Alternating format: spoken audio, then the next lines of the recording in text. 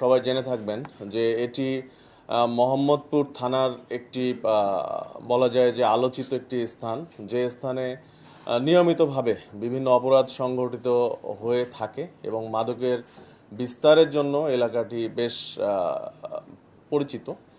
তো এরই ধারাবাহিকতা আমরা বিশেষ অভিযান নিয়মিতভাবে এখানে পরিচালনা করে আসছি। এরই ধারাবাহিকতায় গতকাল আমাদের সম্মানিত পুলিশ কমিশনার স্যারের নির্দেশনায় আমার নেতৃত্বে প্রায় 120 জন আমাদের অফিসার ফোর্স, আমার এডিসি এসি সহ আমরা সেখানে অভিযান পরিচালনা করি এবং অভিযানটি বিকেল থেকে গভীর রাত পর্যন্ত আমরা সেখানে পরিচালনা করি। এই পরিচালনার ফলে আমরা সেখান থেকে বিভিন্ন অপরাধের সাথে জড়িত মাদক ব্যবসায়ী, মাদক বিক্রেতা, অস্ত্রের যোগানদাতা,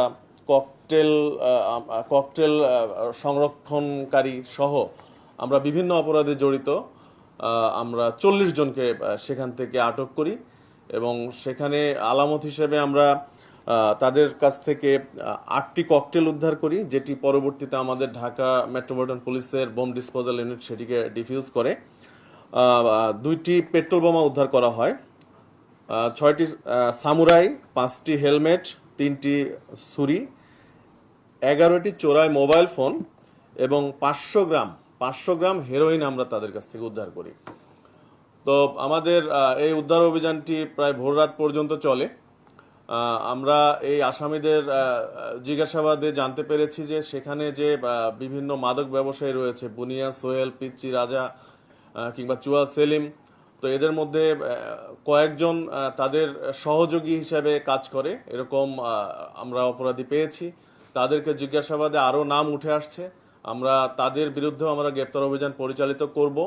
আমাদের এই মাদক এবং এই বিভিন্ন অপরাধে যারা জেনেভা ক্যাম্পে অপরাধ করে আসছে তাদের বিরুদ্ধে আমাদের এই ধরনের অভিযান আগামীতেও অব্যাহত থাকবে এবং আমরা মনে করি যে জেনেভা ক্যাম্পে যে বিভিন্ন সময় যে আনরেস্ট পরিস্থিতি তৈরি হয়, এই পরিস্থিতি যেন ভবিষ্যতে না ঘটে সেটির জন্য ঢাকা মেট্রোপলিটন পুলিশ সদা তৎপর থাকবে এবং আমরা বিশ্বাস করি যে আপনারাও আমাদের পাশে থাকবেন। জিনিস জানা উচিত যে মাদক হচ্ছে সবসময় আমরা নিয়ন্ত্রণ করতে পারি, একবার নির্মূল করা কিন্তু সম্ভব না। মাদক ব্যবসা বলেন, মাদক যারা সেবী, এদেরকে কিন্তু আমরা বিভিন্ন অভিযানের দ্বারা বিভিন্নভাবে কিন্তু আমরা তাদেরকে একটা নিয়ন্ত্রণে রাখি, কিন্তু নির্মূল করাটা আসলে আমার মনে হয় যে আগেও যেভাবে ঘটে নাই, আমরাও চেষ্টা করে যাচ্ছি। হয়তো এটা আমরা কাঙ্ক্ষিত পর্যায়ে হয়তো পৌঁছে যাব, কিন্তু এটি আমরা নিয়ন্ত্রণে রাখার জন্য সর্বোচ্চ চেষ্টা করব। আমরা দায়িত্ব নেওয়ার পরে যেটি দেখেছি যে গত 5 আগস্ট পরবর্তী সময়ে যে অপরাধের একটি চরম আকারে একটা বিস্ফোরণ ঘটেছিল আর কি।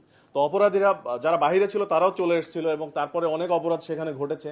এরপরে আমরা কিন্তু লাগাতার এই মোহাম্মদপুর থানাতে গত 6-7 মাসে আমরা 3000-এর অধিক আসামিকে আইনের আওতায় এনেছি এবং আমরা চেষ্টা করেছি প্রত্যেক দিন যে সকল এলাকায় অপরাধীদের বিচরণ রয়েছে সে সকল এলাকা আমাদের পুলিশ কিংবা অন্যান্য আইন শৃঙ্খলা রক্ষাকারী বাহিনী সেই জায়গায় অভিযান পরিচালনা করবে এবং করে আসছে।